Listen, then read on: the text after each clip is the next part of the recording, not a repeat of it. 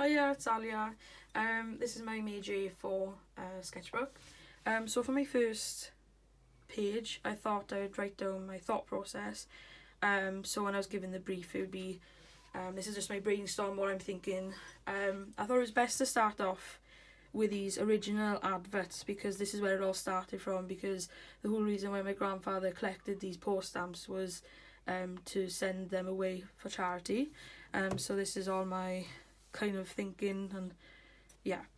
And then I thought to kind of get all my ideas down and see them visually, nothing more than a good old Pinterest board. So that's that, just me kind of annotating around it, kind of jotting down my ideas.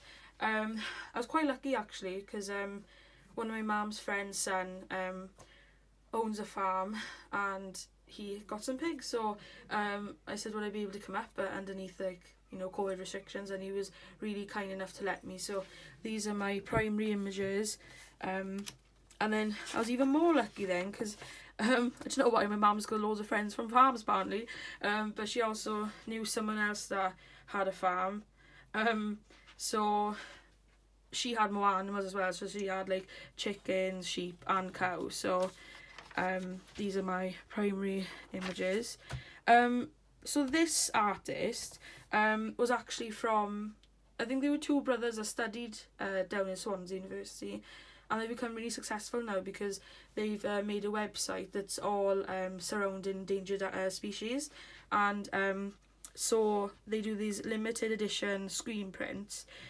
So the idea of it is when you shine the UV light on them, it reveals like the animal's bones, which is conveying the message of extinction.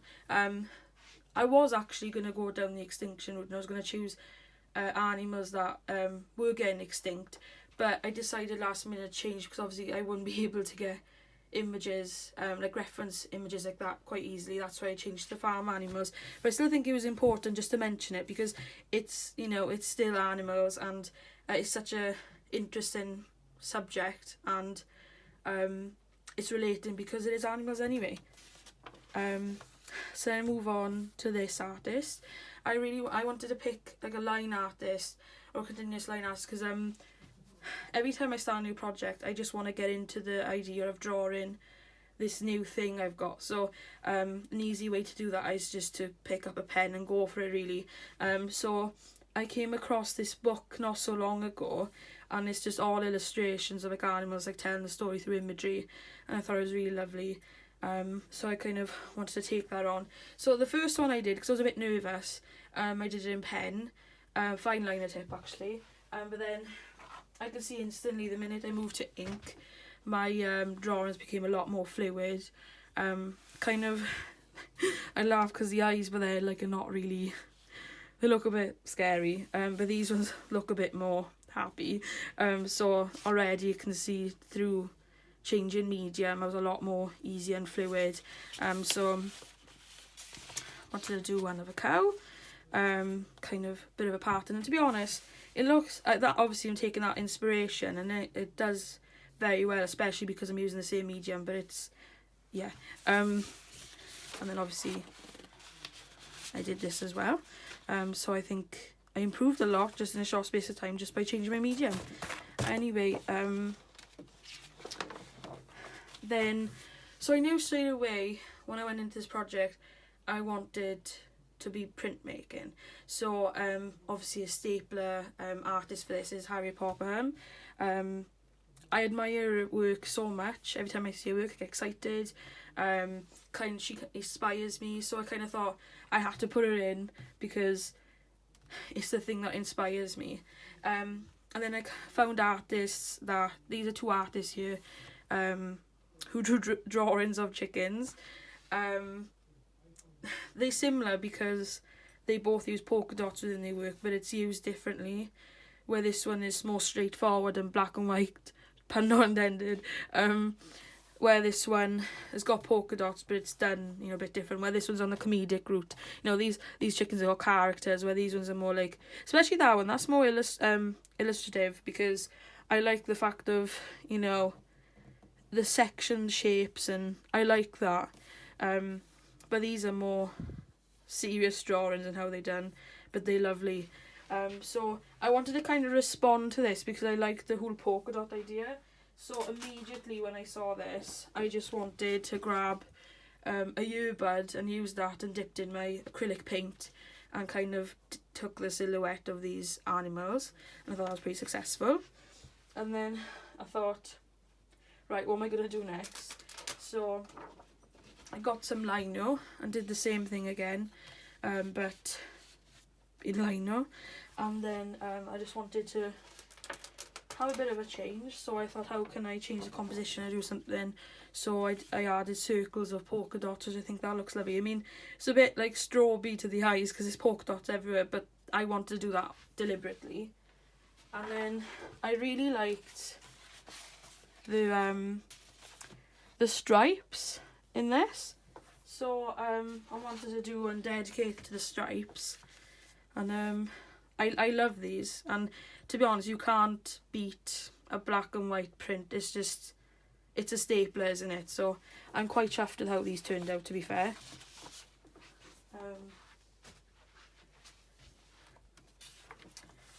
And then I looked at another lino artist. Her name is Jan Burton. I knew I was going to go down the farm route, which obviously would pique interest in, like, I wanted to go down the kitchenware and, like, kitchen decor and things, and her lino pieces are all to do with capturing people's essence in the moment, and it so happens to be in the kitchen, so it was very fitting to my project. And again, she's a black and white artist, only works within that colour tone, but you just can't, it's so crisp, it's so pretty. At one stage I thought that this might have just been a drawing, like, you know, on Procreate or something, because it's so clean, but no, she's a printmaker, and yeah, it's amazing. So like I was saying, because I knew I was going to do it down the farm route, I just wanted to do another Pinterest board just dedicated to, like, farm housing and, like, aesthetics, because I just wanted to have a more understanding visually what it was, and this is me again just analysing and looking at it. So yeah, and then obviously I went and looking at the trends now. So I was looking at the home and gardens, kitchen trends 2021. Just looking at new innovations for cabinets and worktops. I kind of did it to kind of get the feel of what they were after and what colours were in and things. But just to be more specific in research, that's where I went to then country living within the same thing of kitchen trends 2021. To be honest, they're quite similar, but this one's more specific as I'm going down the country one. This is more just on general kitchens. So I picked up a magazine, Country Homes and Interiors, and when I flicked through this, I had to stop, and I saw this and I gasped, and I was like, oh, I got excited by it, because when you generally think of farm housing, you know, it's the typical open wood. You don't normally see pops of colour like this, so obviously colour's a big play in this. The colours like elevated this entire way that we think of farm housing. It's modernised it. I just love it. Yeah. And obviously it's a continuation with the magazine, of course, and I have to put it in because, you know, it's showing the different rooms, obviously the outside, and I like the fact of seeing the outside because you think if you look, because you know what it looks like inside, maybe the total outside looks different. So that was quite cool. And I like this quote. It says, I tend to put things together that I love rather than overthinking whether or not they tie in with the rest of the room scheme.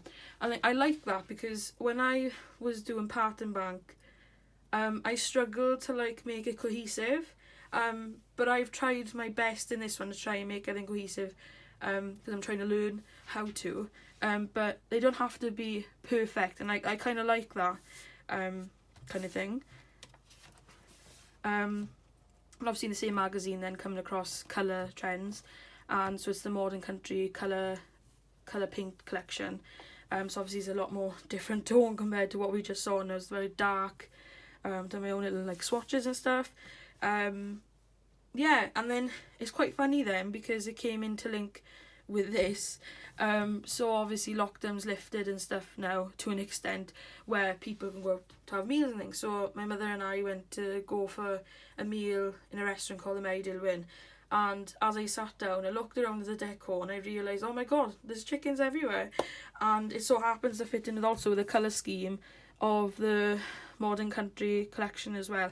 So obviously the navy blues are coming in, which you know is by all the dark, and it's really lovely actually, because when you think of farm you think of comfort, and the fact that they put in a restaurant, it kind of done that, and that's what made the ambience in the restaurant, and that's what caught my attention, and that's what I want to do anyway, is prints. And these are, I thought they were fab.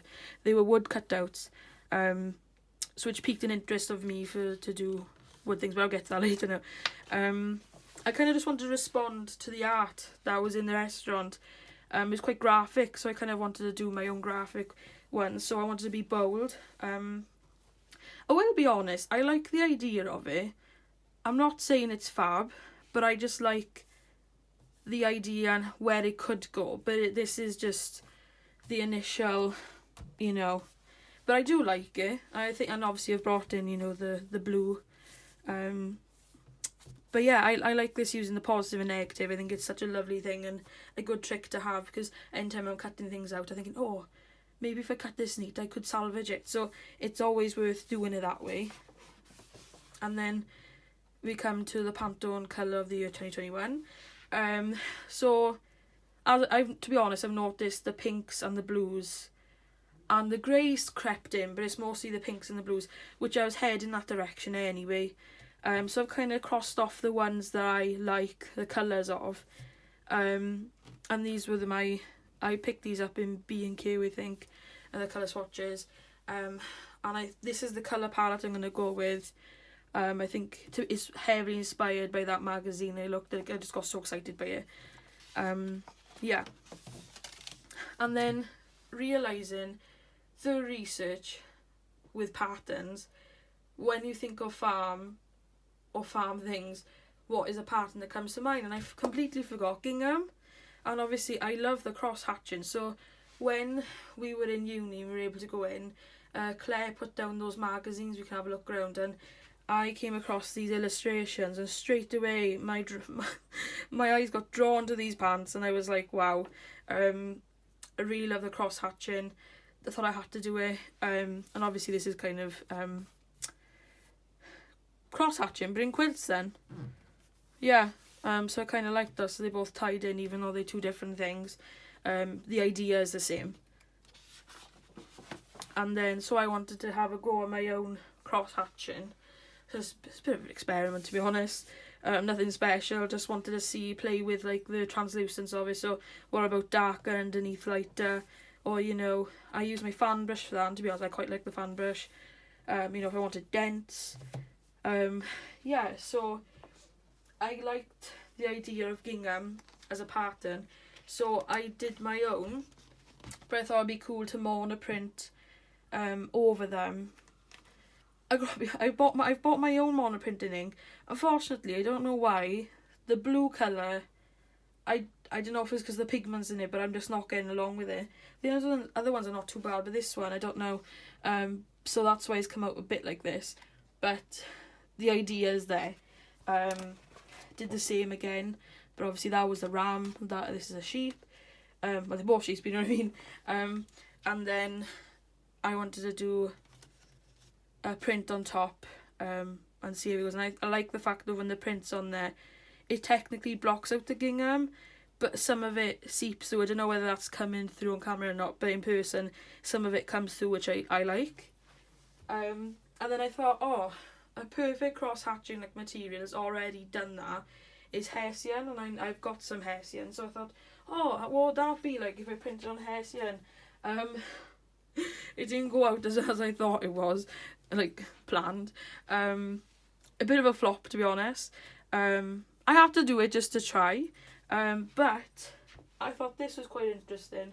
So when I pressed the lino onto the Hessian, and I pulled it off, I noticed that because the pressure went onto the liner from the Hessian, it engraved like the pattern back onto the lino, and I thought, oh, what would happen if I just print that directly on paper now? Maybe it'll just pop up.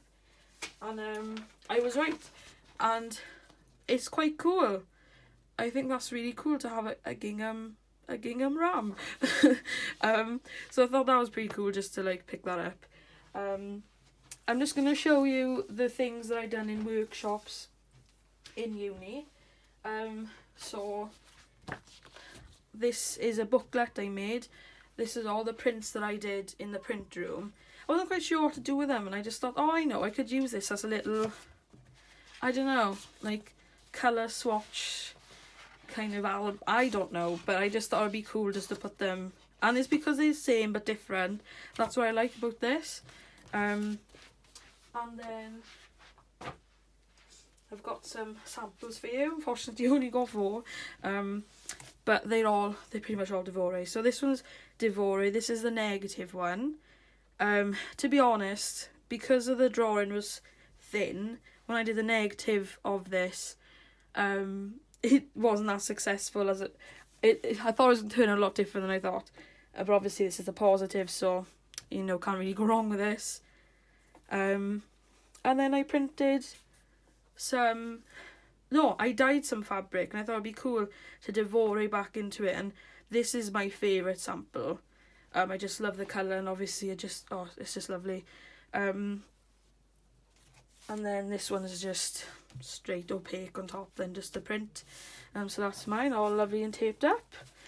And then I was gutted actually, because our group only managed to get to do one riso, because something to do with the lady that normally does it. She wasn't there the week before, so they had to squish two groups in, which meant we didn't have enough time. So I am gutted I only got to do one, but at least that is one, and I've had it go. But I would love to have done more. And then because I was busy dyeing the fabric when we had the print room day, I didn't get a lot of actual print screen done. But this is the both of them of what I did manage to get done, because I was having a refresher with Sharon to dye the fabric. So yeah, but I'm quite chuffed to them. I quite like it. It's like a psychedelic chicken. I didn't think that would come out of my mouth, but yeah, that's kind of cool. And then I really enjoyed the laser cutter. It was so much fun. And so I decided it'd be cool just to use text and, you know, cut out all the farm animal names and things. And obviously sticking with the theme, we're going with polka dots and circles, so I just thought we'd continue that on. And then, sorry, I'm all jumpy all over the place. Going back to the project anyway, like I said to you earlier, I took a peak interest in like wood burning, and so when I was in the studio I asked Sharon if I could have some slabs, so I managed to get my hands on some, and because I had my own wood burning kit, I thought I'd have a go. So this is the first one that I done. I was quite surprised because I didn't know what to expect when I was doing it, but it was quite difficult at the beginning, but the more I did it, the more I got into it, and immediately straight away, like it's not really picking up a camera, but this one in person is way better than this one. But yeah, I thought to do a little collage of the cows, and then I thought then to myself, what would a lino print look like on wood? So this is the result of that. I don't love it, I don't hate it. Obviously, if I was in uni, I would be able to access presses and things, so obviously not all of the prints are completely like leveled out because I'm doing it by hand. So obviously it's a bit patchy and things, but if you can look through that, it's alright, but it's not, you know, speaking to me. And I thought, oh, what would it look like if I combined the print and wood burning? So I kind of did this because I wanted to take forward the gingham and the cross hatching, but the wood burning was too strong of an image for the cow, so it's kind of swallowed the cow up in the image. But then I was telling you the same thing with the Hessian. It's the same thing what happened with this one. So when I printed the lino down onto the wood, it picked up the engravings of it. So I thought, oh, I'll just directly print that on paper and see what it looks like. And I thought that was so cool. I gotta remember this for next time, because if I want to have something like funky like this, I can have a go then. But I just thought it was just important just to show you that, because this is, you know, through my, you know, adventure of things. And then this one is the last one, wood burn I did. This one by far is my favourite one. I just love the composition, I love the colour, I love the fact of it's quite a lot of circles, but the blue is because it's concentrated and it's within silhouettes. I quite liked it. I really enjoyed that.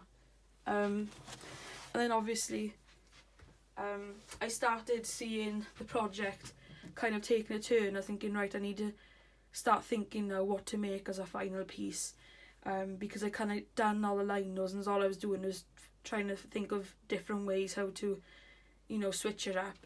So try to come up with my final piece. So this is my thought process again. This is an apron. I was thinking of doing some tea towels, and because I'd experimented with the wood burning, I thought, oh, maybe I could wood burn onto the paddles. But obviously the heart of this is where we began, was the post stamps. So how did the post stamps fit into the collection? Well, I wanted to do prints, 3 prints that had that I take the rim of the postcard, so it's kind of storytelling, and that is the thing, but it's more subtle. So that's kind of the hint towards the collection. But as a whole, I just wanted to you know, make a collection that was homely, that was that brought you joy. So I have done a whole collection and a final piece thing, but you'll see that on my PowerPoint. So yeah, that's the end of my sketchbook work. So thank you. Bye.